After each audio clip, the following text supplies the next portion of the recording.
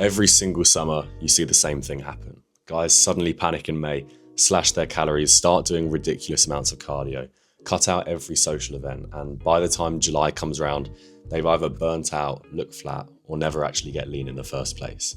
But here's the thing, getting lean for summer isn't actually that hard if you play the game properly. For the last few years, I've managed to get lean every summer without crazy dieting, endless cardio, or living like a recluse. And in this video, I'm going to walk you through the 8 rules I follow every single year that make the process almost automatic. Some of them will sound obvious, some of them will sound slightly brutal, but if you follow these properly, getting lean for summer becomes predictable instead of stressful. Rule number 1 is don't get too fat in the first place. Now I know this isn't the most helpful thing to hear if you're already dieting, but it's probably the most important rule on the entire list. If you spend winter pushing your body weight up towards 20% body fat or higher, you're basically signing yourself up for 3 or 4 months of aggressive dieting every single year. And that's where most people go wrong.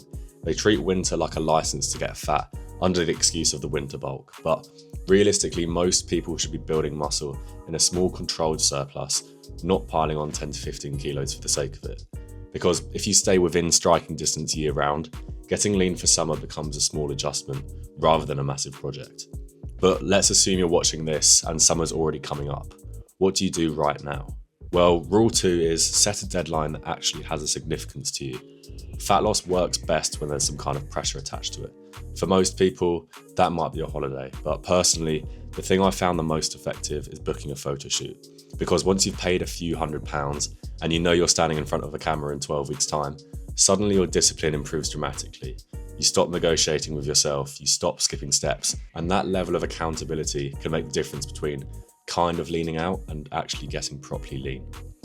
Rule 3 is find hobbies that don't revolve around food. Here's something people massively underestimate. Fat loss isn't just about calories in versus calories out, it's about what your life revolves around. Because if every social activity you have involves restaurants, drinking, or late nights, dieting becomes exponentially harder. So during the months leading up to summer, I deliberately try to fill my time with activities that don't involve food or alcohol. For example, I spend quite a bit of time going to cars and coffee events. You drive there, you walk around, you have a black coffee, and that's it. No alcohol, no big meal, just something you enjoy to do that doesn't sabotage the diet. And having those kind of outlets makes the whole process far easier to stick to. Rule number 4 is pick your social battles wisely. If you live in a city or work a social job like I do, this is probably the hardest rule on the list. You have to get comfortable with occasionally saying I'm not drinking tonight. That doesn't mean you avoid every event, but you have to pick your battles. Sometimes that may mean having a 0% beer, sometimes it means sticking to lime sodas, and sometimes it means not going full stop. Because alcohol is one of those things that just makes fat loss exponentially harder. Not only from the calories, but from the decisions you make after drinking. So no, you don't need to become antisocial, but you do need to become somewhat selective. Rule number 5, increase your daily activity baseline. A huge mistake people make during fat loss is relying entirely on formal cardio sessions, but in reality, the biggest lever you can pull is simply how active you are throughout the day. Walking to a train station that's slightly further away, parking further from the shop, going for a walk during lunch, taking calls whilst walking instead of sitting at a desk. These small habits massively increase your baseline activity levels, which means you can keep food higher without needing endless cardio sessions. And there's another benefit. When you're moving more, you spend less time sitting around thinking about food, which makes the diet psychologically a lot easier. Rule number 6 is track your food properly. This one sounds very obvious, but most people still do it badly. If you're dieting, you need to know what you're actually eating.